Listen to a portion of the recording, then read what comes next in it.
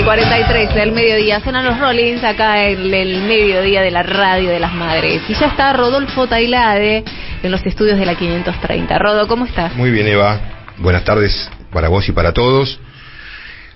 Hoy les voy a contar cómo la mafia se robó una banca de diputados usando todos los engranajes del lawfare: espionaje ilegal, política sucia, justicia corrupta y medios canallas. ¿Por qué quiero contar esta historia? Porque en los últimos días, las últimas semanas, en particular yo fui víctima de ataques por parte de la coalición cívica, que no solamente me acusaban de delitos, de participar de una organización que se dedica al espionaje ilegal, sino que también presentaron 2 pedidos de expulsión, me pidieron mi expulsión formalmente de la Cámara de Diputados sobre la base de estas acusaciones que me están dirigiendo, que primero son absolutamente falsas, segundo forman parte de una causa armada, fundamentalmente por la Corte y por Silvio Robles, pero por eso quiero recordar un episodio que tiene como protagonistas a la coalición cívica. En la apertura de sesiones del Congreso de 2019, es decir, el 1 de marzo de 2019, mientras Macri hablaba, ingresa una persona, una chica, una mujer joven, y empieza a gritar, justo en el momento en que Macri hablaba de violencia contra las mujeres. Esa mujer se llamaba Joana Picchetti y fue víctima de violencia por parte de Macri y de sus socios. Joana Picchetti fue diputada electa en 2017 y jamás pudo asumir su banca por una operación de los servicios de inteligencia ilegal macristas, en coordinación con Carrió, Juan Manuel López, y avalada por la justicia.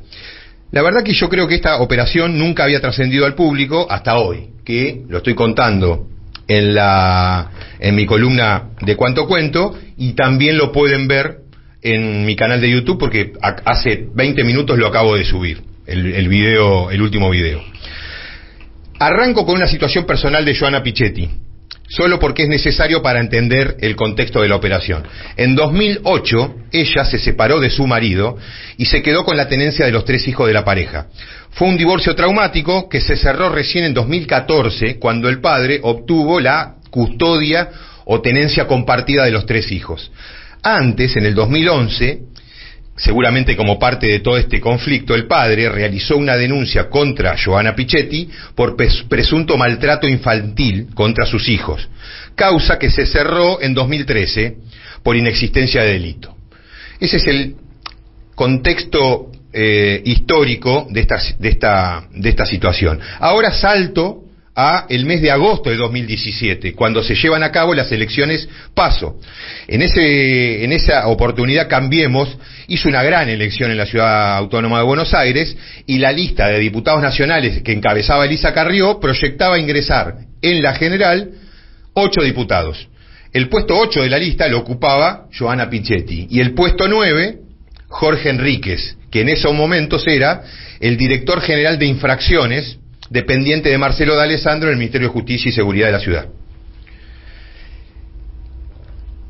Al mes siguiente, 19 de septiembre de 2017, Marcelo D'Alessandro le pide al fiscal Juan Ignacio Bidone información sobre 2 números de teléfono.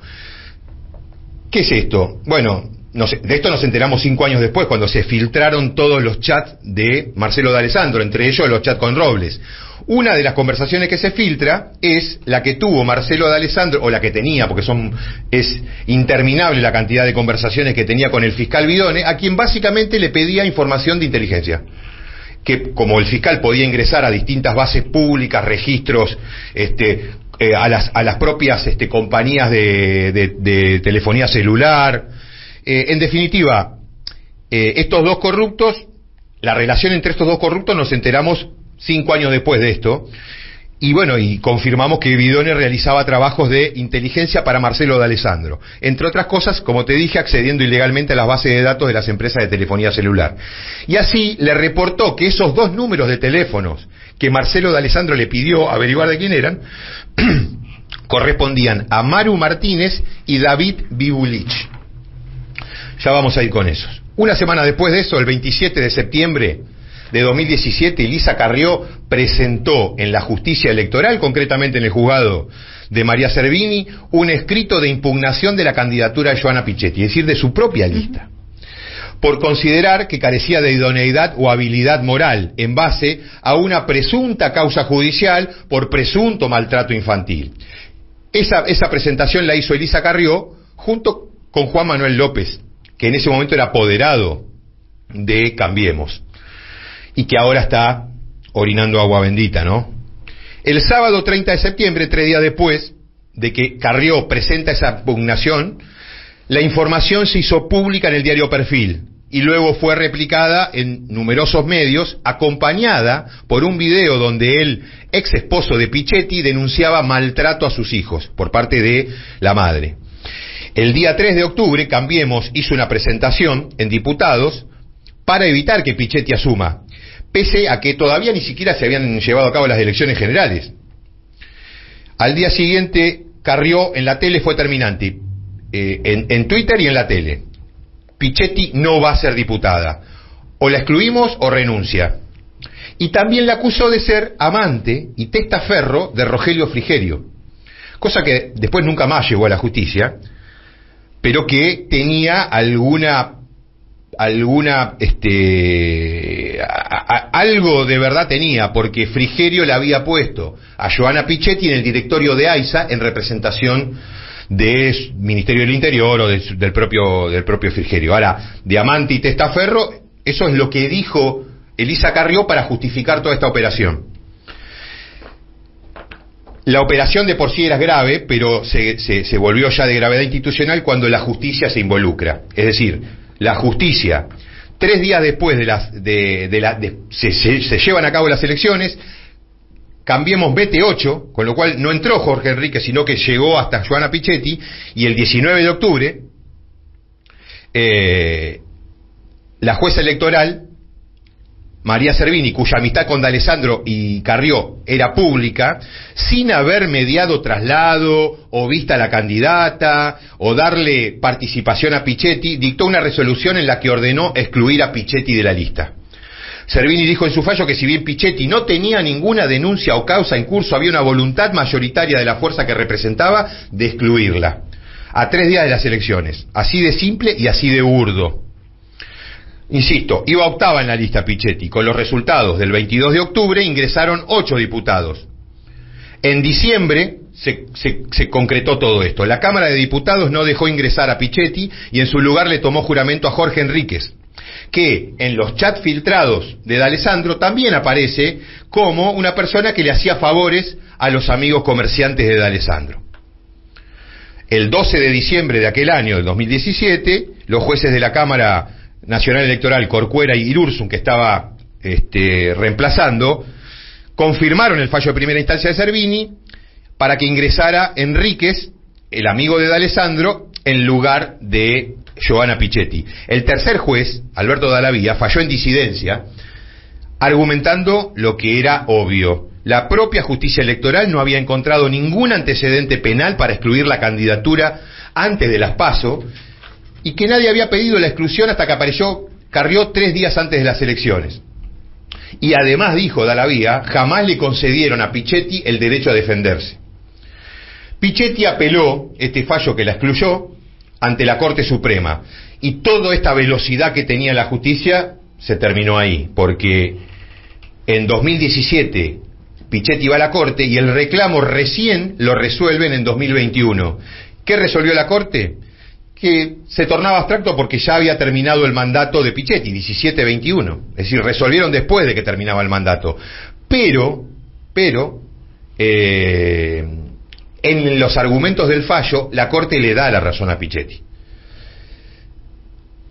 Este es el hecho objetivo, y ahora lo que quiero es incorporar las razones por las cuales estoy hablando de operación de inteligencia ilegal. Entonces, hay que retroceder hasta que yo dije que D'Alessandro le había pedido al fiscal Bidone dos teléfonos, la titularidad de dos teléfonos. Una semana antes de lanzar la operación Pichetti, es esta conversación entre D'Alessandro y Vidone. Y Vidone le dice, los dos teléfonos son de David Bibulich y Mariana Maru Martínez. ¿Quiénes eran los dos? David Bibulich era el ex marido de Joana Pichetti y Maru Martínez la actual pareja de Bibulich.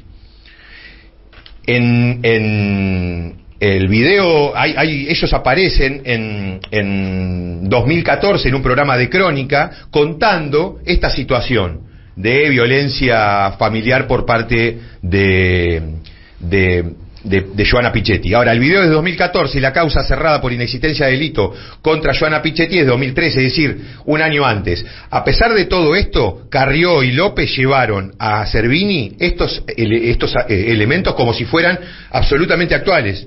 Nunca le dijeron que eran de 2011, de 2013, sino que le dijeron que era una situación que se estaba llevando adelante en ese momento. Bueno, de hecho Servini no pudo justificar la exclusión de Joana Pichetti en que había una causa penal. Entonces tuvo que decir que la voluntad mayoritaria de la fuerza era excluirlo, cuando en realidad no le había preguntado a nadie más que a López y a Carrió. Y así fue que sobre la base de una operación ilegal, Carrió, D'Alessandro, López, Servini le robaron la banca Pichetti para dársela a Jorge Enríquez, que claramente fue muy funcional a todos ellos. Joana Pichetti vive ahora en Estados Unidos. Antes de irse, llegó a decir que se identificaba con Cristina Kirchner por la persecución y la violencia política de Macri sobre ella.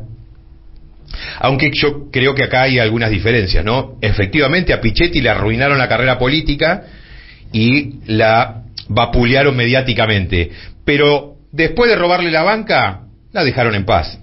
A Cristina nunca van a dejar de perseguirla. Hay una gran diferencia con Joana Pichetti y Cristina Kirchner.